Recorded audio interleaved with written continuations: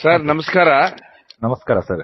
ಮೆಹಬೂಬ್ ಶರೀಫ್ ಅವರೇ, ತುಂಬಾ ಒಂದು ಆಘಾತಕಾರಿ ಸುದ್ದಿ ಅಂತ ಹೇಳಿದ್ರೆ, ಊರು ಕಾಡಾನೆ ಭೀಮ ಏನಿದಾನೆ 4 ದಿವಸದಿಂದಾನು ಒಂದು ದಟ್ಟ ಅರಣ್ಯದ ಒಳಗೆ ಹೋದಂತವನು. ಅಂದ್ರೆ ಕೊನೆಯದಾಗಿ ಏನೊಂದು ಕಾಡಾನೆ ಒಟ್ಟಿ ಫೈಟ್ ಆಗುತ್ತೆ, ಫೈಟ್ ಆದ ನಂತರ ಒಂದು ಅರಣ್ಯದೊಳಗೆ ಹೋದ ಒಂದು ಸುದ್ದಿನೇ ಇಲ್ಲ ಅಂತಲ್ಲ ಸರ್. ಏನಾಗಿದೆ ಅಂತೆ ಒಳಗೆ ಅರಣ್ಯದೊಳಗೆ? ಏನ ಅಥವಾ ಎಲ್ಲಾದ್ರೂ ಮಲಗಿದಲ್ಲೇ ಮಲಗಿಬಿಟ್ನಾ? ಏನಾಗಿದೆ ಅಂತೆ ಸರ್? ಏನಿದೆ ಸರ್ ಮಾಹಿತಿ, ಇಲ್ಲಿಯ ಸ್ಥಳೀಯರಿಗೂ ನಾನು ಕಾಂಟ್ಯಾಕ್ಟ್ ಮಾಡಿದೆ, ಮತ್ತೆ ಮಾಹಿತಿ ತಗೊಳ್ಳೋಣ ಅಂತ. ಮತ್ತೆ RRT ETF ನವರಿಗೂ ನಾನು ನಿನ್ನೆನೂ ಕಾಲ್ ಮಾಡಿದೆ, ಯಾವ ರೀತಿ ಇದಾನೆ ಭೀಮಾ, ಎಲ್ಲಿದ್ದಾನೆ ಅಂತ ಹೇಳ್ಬಿಟ್ಟು.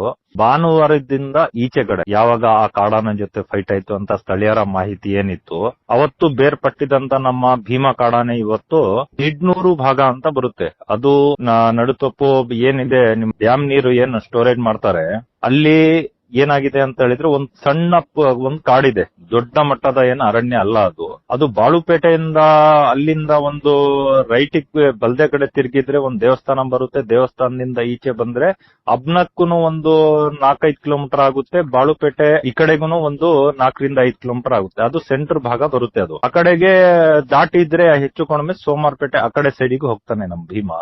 ಯಾಕಂತ ಹೇಳಿದ್ರೆ ಬ್ಯಾಕ್ ವಾಟರ್ ಅಲ್ಲಿ ಸ್ಟೋರೇಜ್ ಮಾಡುವಂತ ಒಂದು ಜಾಗ ಇದೆ, ಅದರಿಂದ ಈಚೆ ಇರುವಂತ ಕಾಡದು ನಿಡ್ನೂರು ಅಂತ ಬರುತ್ತೆ. ಅದು ಚಿನ್ನಳ್ಳಿಯಿಂದ ಹೋಗಿ ಅಬ್ನಾದಿಂದ ಸ್ವಲ್ಪ ಮುಂದೆ ಹೋದ್ರೆ ಎಡಭಾಗಕ್ಕೆ ಹೋದ್ರೆ ಆ ಕಾಡಿಗೆ ಹೋಗ್ತೀವಿ ನಾವು. ಅಲ್ಲಿರುವಂತ ಜನಗಳ ಮಾಹಿತಿ ಏನಂತ ಹೇಳಿದ್ರೆ, ಅವತ್ತು ಭಾನುವಾರ ದಿವಸ ಏನ್ ಭೀಮಾ ಕಾಣಿಸ್ಕೊಂಡ, ಆ ಕಾಡಾನೆ ಜೊತೆ ಫೈಟ್ ಮಾಡಿ ಮುಖ ಊದ್ದಂಗಾಗಿತ್ತು, ಕಿವಾ ತುಂಬಿತ್ತೋ ಇಲ್ವಾ ಏನಾಗಿತ್ತು, ಅದು ಕ್ವಾರೆ ಚುಚ್ಚಿತ್ತೋ ಅಥವಾ ಏನಂತ ಸರಿಯಾದ ರೀತಿ ಮಾಹಿತಿ ಇಲ್ಲ. ಅದು ಇಲಾಖೆಯವರಿಗೆ ಯಾರು ಹಿಂಬಾಲಕರು ಇರ್ತಾರೆ, ಆನೆ ಕಾಯಕ್ ಯಾರು ಇರ್ತಾರೋ, ಇದು ಆನೆ ಕಾರ್ಯಪಡೆಯವರು ಮತ್ತೆ ಹಿಂಬಾಲಕರು ಎರಡೂ ಬರುತ್ತಾರೆ. ಅದ್ರಲ್ಲಿ ಯಾರಿದ್ರು ಅವ್ರಿಗೆ ಸರಿಯಾದ ರೀತಿ ಮಾಹಿತಿ ಇರಬೇಕು.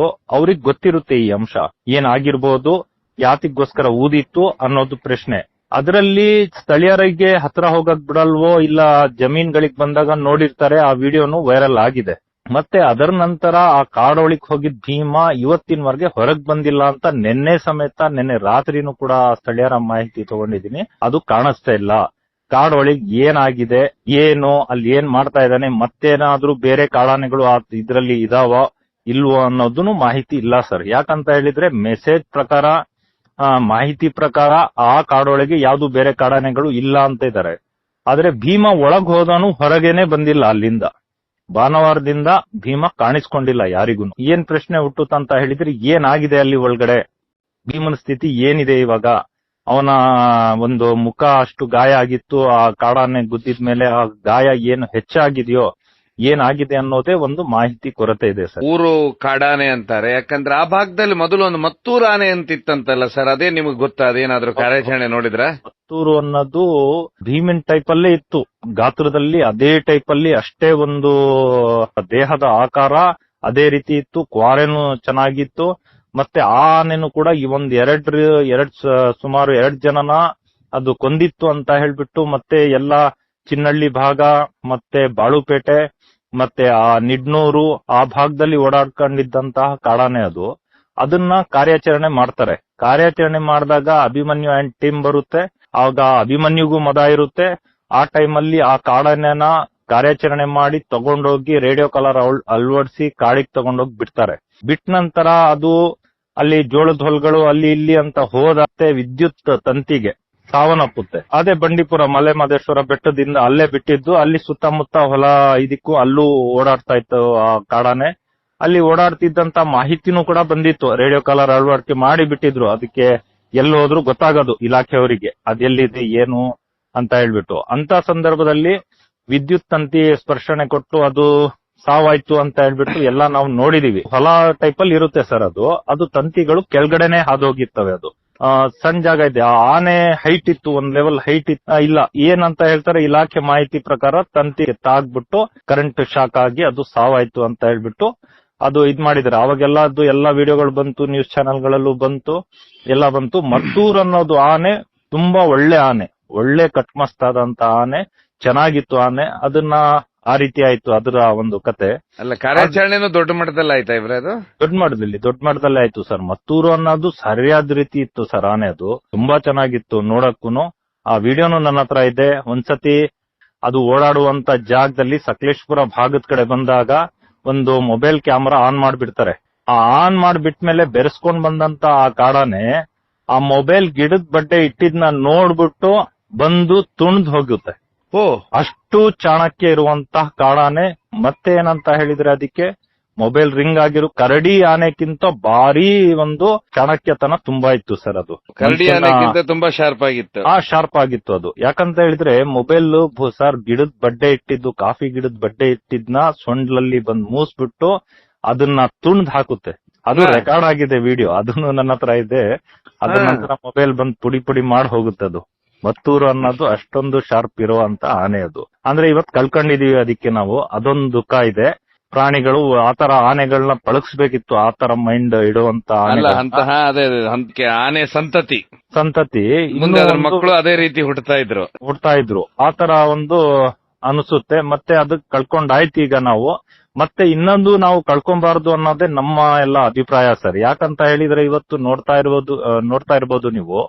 ಈಗ ಒಂದು ಶಿವನ ಸಮುದ್ರ ಕೆನಾಲ್ ನಲ್ಲಿ ಬಿದ್ದಂತಹ ಒಂದು ದೊಡ್ಡ ಮಟ್ಟದ ಕಾಲುವೆಯಲ್ಲಿ ಬಿದ್ದಂತಹ ಒಂದು ಕಾಡಾನೆ, ಒಂದು 12ರಿಂದ 13 ವರ್ಷದ ಕಾಡಾನೆನ ನಮ್ಮ ರಾಜ್ಯದ ಅರಣ್ಯ ಇಲಾಖೆ ಸಿಬ್ಬಂದಿಗಳು, ಅಧಿಕಾರಿಗಳು ಯಾವ ರೀತಿ ಅದನ್ನ ನಿಭಾಯಿಸ್ತಾರಂದ್ರೆ ಇದು ರಾಜ್ಯಕ್ಕೆ ಒಂದು ಹೆಮ್ಮೆ ಪಡುವಂತ ವಿಷಯ ಇದೆ ಸರ್. ರೆಸ್ಕ್ಯೂ ಮಾಡಿದ್ದು, ಅದರ ಜೀವನ ಉಳಿಸಿದ್ದು, ಅದನ್ನ ಈಸಿಯಾಗಿ ಅದನ್ನ ಅಲ್ಲಿಂದ ಕಾರ್ಯಾಚರಣೆ ಮಾಡಿದ್ದು, ಆ ಆಪರೇಷನ್ ಅನ್ನೋದೇ ನಮ್ ರಾಜ್ಯದಲ್ಲೇ ಇದೇ ಮೊದಲ ಬಾರಿ ನಾನ್ ನೋಡ್ತಾ ಇರೋವಂತದ್ದು. ಇದೇ ಮೊದಲನೇ ಬಾರಿ ಸರ್. ಇಂತ ಒಂದು ರಿಸ್ಕಿ ಕೆಲಸನ ಅವರು ಆದಷ್ಟು ಬೇಗ ಅದನ್ನ ಹಿಂಬಾಲಿಸಿ ಅದನ್ನ ಯಾವ ರೀತಿ ಅದನ್ನ ಅಲ್ಲಿಂದ ತೆಗಿಬೇಕು ಅಂತ ಅದನ್ನ ಚರ್ಚೆ ಮಾಡಿ ಮೇಲೆತ್ತಿರುವಂತದ್ದು ಖುಷಿ ಪಡುವಂತ ವಿಷಯ ಸರ್. ಒಂದು ಆನೆನೇ 100 ಅಡಿ ಕೆಳಗಿಲಿಂತ ಮೇಲೆತ್ತುತ್ತಾರೆ, ಲಿಫ್ಟ್ ಮಾಡ್ತಾರೆ. ಹಾ ಸರ್, ಕಮ್ಮಿ ಅಂತ ಹೇಳಿದ್ರು ಸರ್. ಅದು ಕರೆಂಟ್ ಉತ್ಪತ್ತಿ ಮಾಡುವಂತ ಜಾಗ. ಅಲ್ಲಿ ಕರೆಂಟ್ ಏನಂದ್ರೆ ವಿದ್ಯುತ್ ಯಾವ ರೀತಿ ಉತ್ಪತ್ತಿ ಮಾಡ್ತಾರಂತ ಹೇಳಿದ್ರೆ ಫ್ಯಾನ್ಗಳು ಹಾಕಿ ನೀರ್ ಪ್ರೆಷರ್ ಆಗಿ ಅದ್ರ ಮೇಲೆ ಬಿದ್ದಾಗ ಅದರಲ್ಲಿ ಹುಟ್ಟುವಂತ ಕರೆಂಟ್ ವಿದ್ಯುತ್, ಆ ವಿದ್ಯುತ್ ನ ಬೇರೆ ಕಡೆ ಸರಬರಾಜು ಆಗುತ್ತೆ. ಅಂತ ಜಾಗದಲ್ಲಿ ಎಷ್ಟು ಮಟ್ಟದಲ್ಲಿ ನೀರ್ ಹರಿಯುತ್ತೆ ಅಂತ ಹೇಳಿದ್ರೆ ತುಂಬಾ ಮಟ್ಟದಲ್ಲಿ ನೀರ್ ಹರಿಯುತ್ತೆ. ಆ ನೀರ್ನ ಸ್ಟಾಪ್ ಮಾಡಿ ಬಿದ್ದಾಗಿಂದ ಹಿಂಬಾಲಿಸಿ ಅದನ್ನ ನೀರ್ನ ನಿಲ್ಸಿ, ಯಾಕಂದ್ರೆ ಅರವಳಿಕೆ ಕೊಟ್ಟಾಗ ನೀರ್ ಅಂತದ್ರಲ್ಲಿ ಅದನ್ನೆಲ್ಲ ನಿಲ್ಲಿಸ್ಬಿಟ್ಟು ಅದನ್ನ ಮಾಡುವಂತ ಪ್ರೋಗ್ರಾಮ್ಗಳು ನಮ್ಮ ರಾಜ್ಯದಲ್ಲೇ ಇರುವಂತ ದೊಡ್ಡ ಮಟ್ಟದ ಕ್ರೇನ್ ತಗೊಬಂದು ಅದನ್ನ ಕೆಳಗಡೆ ಇಳಿಸಿ ಮತ್ತೆ 4 ಚೌಕ ಅದನ್ನ ಆನೆನ ಕಾಡಾನೆನ ಈಗ ನಮ್ಮ ಪ್ರಕಾರವಾಗಿ ಹೇಳ್ಬೇಕಂತ ಹೇಳಿದ್ರೆ ಒಂದು ಸ್ಟೆಪ್ ಮಾಡ್ಬಿಟ್ಟು ಅದರಲ್ಲಿ ಮಲಗಿಸಿ ಅದರಿಂದ ಕ್ರೇನ್ ಸಹಾಯದಿಂದ ಅಲ್ಲಿಂದ ಮೇಲೆತ್ತುತ್ತಾರೆ ಅವರು. ಅದನ್ನ ನೋಡಿದ್ರೆ ಇವತ್ತು ಯಾವ್ದು ನಮ್ಮ ರಾಜ್ಯದ ಇಲಾಖೆ ಕೈಯಲ್ಲಿ ಏನೂ ಆಗಲ್ಲ ಅನ್ನೋದು ಸುಳ್ಳಿದೆ ಸರ್. ಮನಸ್ಸು ಮಾಡಿದ್ರೆ ಯಾವುದೇ ರೀತಿ ಎಲ್ಲಾ ಕೆಲಸಗಳನ್ನ ಈಸಿಯಾಗಿ ಮಾಡ್ತಾರೆ ಅಂತ ಹೇಳ್ಬಿಟ್ಟು ನನ್ನ ಒಂದು ಅಭಿಪ್ರಾಯ ಇದೆ ಸರ್. ಅದು ಆದ್ರೆ ಕಾಡಾನೆ ಭೀಮನ್ ಬಗ್ಗೆ ಇಷ್ಟೊಂದು ನಿರ್ಲಕ್ಷ್ಯ ವಹಿಸ್ತಾ ಇದಾರೆ ಅನ್ಸುತ್ತೆ. ಯಾಕಂದ್ರೆ ಮುಖಾನೇ ಊದ್ಕೊಂಡು ಹೋಗ್ಬಿಟ್ಟಿದೆ ಅಂತೆ. ಇದೇ ಪ್ರಶ್ನೆ ಸರ್. ಇದನ್ನ ಎಲ್ಲ ನೋಡಿದಾಗ ನಾನ್ ಹೇಳ್ತಿರೋಂತದಲ್ಲ, ಇಡೀ ಜನರು, ನಮ್ಮ ಹಾಸನ ಜಿಲ್ಲೆ ಜನರು ಆಗಿರ್ಬೋದು, ನಮ್ಮ ಕರ್ನಾಟಕದ ಎಲ್ಲೆಲ್ಲಿಂದನೋ ಕಾಮೆಂಟ್ ಗಳಲ್ಲಿ ಹಾಕ್ತಿರುವಂತದ್ದಿರ್ಬೋದು, ಈ ಭೀಮನ ಇಂಥ ಸ್ಥಿತಿಯಲ್ಲಿ ಭೀಮನ ಅಭಿಮಾನಿಗಳಾಗಿರ್ಬೋದು, ವನ್ಯಜೀವಿ ಪ್ರೇಮಿಗಳಾಗಿರ್ಬೋದು, ಎಲ್ಲರೂ ಕೂಡ ಇದನ್ನ ಯಾಕೆ ಇಷ್ಟು ಒಂದು ಸಣ್ಣ ಒಂದು ಚಿಕಿತ್ಸೆ ಕೊಡ್ಲಿಕ್ಕೆ ಯಾಕೆ ಮುಂದೆ ಬರ್ತಿಲ್ಲ, ನಿರ್ಲಕ್ಷ್ಯ ಮಾಡ್ತಾ ಇದ್ದಾರೆ ಅನ್ನೋದೇ ಪ್ರಶ್ನೆ ಹುಟ್ಟಿರೋದು ಸರ್. ಯಾಕಂದ್ರೆ ಈಗ ನೋಡಿ, ಇದೇ ಸ್ಥಿತಿಲಿ ಭೀಮ ಇರ್ತಾ ಇದ್ರೆ ಕಷ್ಟ ಇದು. ಯಾಕಂತ ಹೇಳಿದ್ರೆ ಹಿಂದ್ಗಡೆ ಒಂದು ನಮ್ಮ ಆಕಸ್ಮಿಕವಾಗಿ ಒಂದು ಘಟನೆ ನಡೆದಿದೆ ಭೀಮನ್ ಜೊತೆ. ಯಾಕಂತ ಹೇಳಿದ್ರೆ ಗಾಯ ಆಗಿ ಅದನ್ನ ಮಾಡಕ್ ಹೋಗಿ ಒಂದು ಜೀವ ಹೋಯ್ತು. ಹಾಗಾಗಿ ಸ್ವಲ್ಪ ಜನದ ಬಾಯಿಲಿ ಏನಿದೆ, ಇನ್ನೊಂದ್ಸತಿ ಹೋದ್ರೆ ಯಾರ್ದಾದ್ರೂ ಪ್ರಾಣ ಹೋಗುತ್ತೆ ಅನ್ನೋದು. ಆ ತರದ್ದೇನಿಲ್ಲ, ಅದೊಂದು ಆಕಸ್ಮಿಕವಾಗಿ ನಡೆದಂತ ಘಟನೆ. ಅವತ್ತಿನ ಒಂದು ವ್ಯವಸ್ಥೆ ಏನಿತ್ಯೋ ಹಿರಿಯ ಅಧಿಕಾರಿಗಳದ್ದು, ಅವರ ವ್ಯವಸ್ಥೆ ಸರಿ ಇಲ್ಲ. ಯಾಕಂದ್ರೆ ಇವತ್ತು ನಡೆದಂತ ಮಂಡ್ಯದಲ್ಲಿ ಇವತ್ತು ಶಿವನ ಸಮುದ್ರ ಏನು ಆ ಭಾಗದಲ್ಲಿ ನಡೆದಿರುವಂತಹ ಒಂದು ಆಪರೇಷನ್ ನೋಡಿದ್ರೆ ಅವತ್ತಿನ ಮಟ್ಟಿಗೆ ವ್ಯವಸ್ಥೆ ಸರಿ ಇರ್ಲಿಲ್ವೇನೋ ಅಂತ ಅನಿಸ್ತಾ ಇದೆ ಸರ್. ಪ್ಲಾನಿಂಗ್ ಇರ್ಲಿಲ್ಲ, ಯಾವ ರೀತಿ ಅದನ್ನ ಮಾಡಬೇಕು, ಯಾವ ರೀತಿ ಅದನ್ನ ಟ್ರೀಟ್ಮೆಂಟ್ ಮಾಡಬೇಕು ಅನ್ನೋ ಪ್ಲಾನಿಂಗ್ ಇಲ್ದಲೆ ಅವತ್ತೊಂದು ಜೀವನ ನಾವು ಕಳ್ಕೊಂಡಿದೀವಿ ಅನ್ನೋನು ದುಃಖ ಇದೆ ನಮ್ಗೆ. ಆದ್ರೆ ಇವತ್ತು ಅದು ಪ್ರಾಣಿ ಇದೆ, ಮೂಕ ಪ್ರಾಣಿ ಇದೆ, ಅದಕ್ಕೇನು ಗೊತ್ತಾಗಲ್ಲ. ಹೇಳಿದ್ರೆ ಭೀಮ ಸರ್, ಈಗ ಒಂದು ಬರೀ ಕಾಡಾನೆ ಆದ್ರೆ ಅದು ಬೇರೆ, ಇದು ಊರು ಕಾಡಾನೆ ಅಂದ್ರೆ ಊರಲ್ಲೇ ತಿರುಗ್ತಾ ಇದ್ದಂತ ಒಂದು ಕಾಡಾನೆ ಇದು. ಇವತ್ತು ಏನಾಗಿದೆ ಸರ್, ಇವತ್ತು ಯಾವ್ದೋ ಒಂದೊಂದ್ ಕಡೆ ನಾನು ನೋಡ್ತಾ ಇರ್ತೀನಿ ವಿಡಿಯೋದಲ್ಲಿ, ನಮ್ಮೂರಲ್ಲೂ ಅಷ್ಟೇ ಒಂದು ಹಳೆ ಇದ್ರಲ್ಲೆಲ್ಲ ಈಗ್ನೂ ಎಷ್ಟೋ ವರ್ಷದಿಂದ ನಮ್ಗೆ ಊರಲ್ಲಿ ಒಂದು ಬಸವ ಅಂತ ಇತ್ತು. ದನಗಳು ಸಾಕಿದ್ದಾಗ ಊರು ಬಸವ ಅಂತ. ಅದಕ್ಕೆ ಎಲ್ಲಾರು ಹುಲ್ ಕೊಡೋರು, ಎಲ್ಲಾರು ಇದ್ ಮಾಡೋರು, ಎಲ್ಲಾರು ಪ್ರೀತಿ ಮಾಡೋರು. ಅದೇನೇ ಮಾಡ್ಲಿ ಯಾರು ಏನು ಅದಕ್ಕೆ ಬೆರಳು ತೋರಿಸ್ತಾ ಇರ್ಲಿಲ್ಲ. ಅಂತದ್ರಲ್ಲಿ ಇವತ್ತು ಕಾಡಲ್ಲಿದ್ದಂತ ನಮ್ ಭೀಮ ಸ್ವಲ್ಪ ವರ್ಷಗಳ ಹಿಂದೆ ಊರಿಗ್ ಬಂದಂತ ಭೀಮ ಇವತ್ತು ಜನಗಳ ಮಧ್ಯೆ ಬೆರೆತು ಊರಲ್ಲಿ ನಡೆದಾಡ್ಕೊಂಡು ಎಲ್ರಿಗೂ ಮನೋರಂಜನೆ ಕೊಡ್ತಾ ಮತ್ತೆ ಅದರ ಒಂದು ಇದನ್ನ ತೋರಿಸಿದ. ನಾನು ಯಾವ್ದೇ ರೀತಿ ಮನೆಗಳ ಹತ್ರ ಬಂದು ದಾಳಿ ಮಾಡೋದಾಗ್ಲಿ, ಜನಗಳ ಮೇಲೆ ದಾಳಿ ಮಾಡೋದಾಗ್ಲಿ, ಬೆನ್ನಟ್ಟದಾಗ್ಲಿ ಆ ರೀತಿ ಏನು ಮಾಡಿಲ್ಲ. ಅದಕ್ಕೆ ತೊಂದರೆ ಕೊಟ್ಟಿಲ್ಲ ಅಂದ್ರೆ ಅದು ತಾನಾಗೆ ಊರೊಳಗ್ ಬಂದು ಮನೆಗಳ ಹತ್ರ ಬಂದು ತಾನಾಗಿ ಕಾಡಿಗೆ ಹೋಗುವಂತ ಭೀಮ ಇದ್ದಾನೆ. ಸುಮಾರು ಜನ ಹೇಳ್ತಾರ ಆ ಭಾಗದಲ್ಲಿ ನಮ್ಮ ಯಾವ ಭತ್ತದ ಗದ್ದೆ ಮೇಲೆ ದಾಳಿ ಮಾಡಿಲ್ಲ ಅಂತಾರೆ ಸುಮಾರು ಜನ. ಸರ್, ಯಾವ್ದೇ ರೀತಿ ಫಸಲ್ಗಳನ್ನ ಯಾವ್ದೇ ಮಟ್ಟಿಗೆ ತುಂಬಾ ಜಾಸ್ತಿ ಮಟ್ಟಿಗೆ ಅದು ಹಾಳು ಮಾಡಿಲ್ಲ ಸರ್. ಎಲ್ಲೋ ಒಂದ್ ಕಾಡಲ್ಲಿ ಅದು ಹೊಟ್ಟೆ ತುಂಬಿಸ್ಕೊಳ್ತಾ ಇತ್ತು.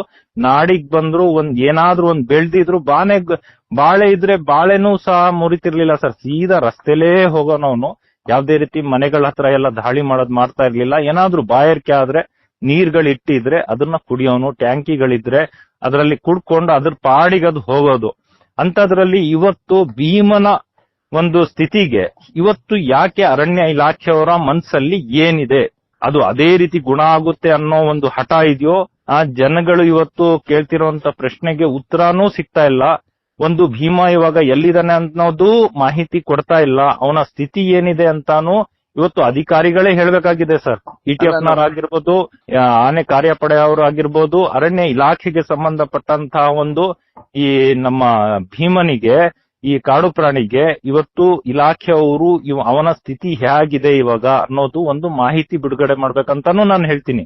ಯಾಕಂದ್ರೆ ಯಾರ ಕಣ್ಣಿಗೂ ಕಾಣಿಸ್ಕೊಂಡಿಲ್ಲ ಇಷ್ಟುವರೆಗೂ. ಸೊ ನೋಡಿದ್ರ ನೀವು ಮೊನ್ನೆ, ಯಾಕಂತ ಹೇಳಿದ್ರೆ ಮುಖ ಬೇರೆ ಎಲ್ಲಿ ಅವನಿಗೆ ದಂತ ಹೋಗಿದೆ ಅಲ್ಲೆಲ್ಲ ಊದ್ಕೊಂಡಿತ್ತು, ಫೋಟೋ ಇದೆ ಅದು. ಹೌದು ಸರ್, ಅದಕ್ಕೋಸ್ಕರನೇ ನಾವೇನ್ ಹೇಳ್ತಾ ಇದೀವಿ, ಅಲ್ಲಿಯ ಸ್ಥಳೀಯರ ಮಾಹಿತಿನೂ ಮತ್ತೆ ತುಂಬಾ ಜನ ಕೇಳ್ತಿರೋಂತ ಪ್ರಶ್ನೆನೂ ಅದೇ. ಭಾನುವಾರ ಮುಖ ಊದ್ನಿದ್ಮೇಲೆ ಭೀಮ ಎಲ್ಲಿದ್ದಾನೆ ಒಂದ್ ವಿಡಿಯೋ ಹಾಕಿ ಸಾರ್ ಅಂತಾರೆ. ಒಂದ್ ವಿಡಿಯೋನ ಹಾಕಿ ಅದ್ರ ಸ್ಥಿತಿ ಯಾವ ರೀತಿ ಇದೆ ತಿಳಿಸಿ ಅಂತ ಹೇಳಿ ನಮ್ಗೆ ಎಷ್ಟೋ ಜನ ಫೋನ್ಗಳನ್ನ ಮಾಡ್ತಾ ಇದಾರೆ. ಆದ್ರೆ ಇವತ್ತು ಭೀಮ ಕಾಡೊಳಕ್ಕಿರೋದು ಯಾರಿಗೂ ಸಹ ಮಾಹಿತಿ ಸಿಗ್ತಾ ಇಲ್ಲ. ಅದು ಹೊರಗೂನು ಬಂದಿಲ್ಲ, ಅಲ್ಲಿ ಏನಾಗಿದ್ದಾನೆ ಅಂತಾನು ಗೊತ್ತಿಲ್ಲ, ಏನು ಅದ್ರ ಮಾಹಿತಿ ಸಿಗ್ತಾ ಇಲ್ಲ. ಆದ್ರೆ RRT ಅವರಿಗೆ ಒಂದ್ಸತಿ ನಾನು ಕಾಲ್ ಮಾಡಿ ಕಾಡೊಳಿಕಿದಾನೆ, ಚೆನ್ನಾಗಿರ್ಬೋದು ಅಂದ್ರೆ ಕರೆಕ್ಟ್ ಆದ ಮಾಹಿತಿ ಸಿಗ್ತಾ ಇಲ್ಲ. ಸೊ ಒಳಗಿದಾನೆ ಅಷ್ಟೇ, ಆದ್ರೆ ಏನಾಗಿದ್ದಾನೆ ಏನಂತ ಯಾರಿಗೂ ಗೊತ್ತಿಲ್ಲ, ಏನು ಯಾರಿಗೂ ಗೊತ್ತಿಲ್ಲ. ಆ ರೀತಿ ಮಾಹಿತಿನ ಕೊಡ್ತಾ ಇದ್ದಾರೆ. ಇದು ಒಂದು ದುಃಖ ನಮ್ಗೆ ಮನ್ಸೊಳಗೆ. ಯಾಕಂದ್ರೆ ಯಾವತ್ತೋ ಒಂದ್ ಘಟನೆ ನಡೆದಿದೆ ಅವನ ಜೀವನದಲ್ಲಿ. ನಮ್ಮ ಕಾಡಾನೆ ಭೀಮನ ಸಿಂಗಲ್ ಕ್ವಾರೆ ಭೀಮ ಇವಾಗ ಜೀವನದಲ್ಲಿ ಒಂದು ಘಟನೆ ನಡೆದಿದೆ, ನಮ್ ಕಣ್ಮುಂದೆನೂ ಒಂದ್ ಘಟನೆ ನಡೆದಿದೆ. ನಮ್ಗೆ ಎರಡ್ ಕಡೆಯಿಂದನೂ ದುಃಖ ಇದೆ. ಆದ್ರೆ ಇವತ್ತಿನ ಮಟ್ಟಿಗೆ ಆ ಕಾಡಾನೆನ ಆ ರೀತಿ ಬಿಡೋದು ನಮಗಷ್ಟು ಸರಿ ಅನಿಸ್ತಾ ಇಲ್ಲ. ಹೌದು ಸರ್, ಆ ರೀತಿ ಸರಿ ಅನಿಸ್ತಾ ಇಲ್ಲ. ಒಂದು 13 ವರ್ಷದ ಆನೆ ಬಚಾವ್ ಮಾಡೋದಕ್ಕೆ ಇಡೀ ಇಲಾಖೆನೆ ನಿಲ್ಲುತ್ತೆ. 300 ಜನ ಸರ್ಕಾರಿ ಉದ್ಯೋಗಿಗಳೇ ನಿಲ್ತಾರೆ.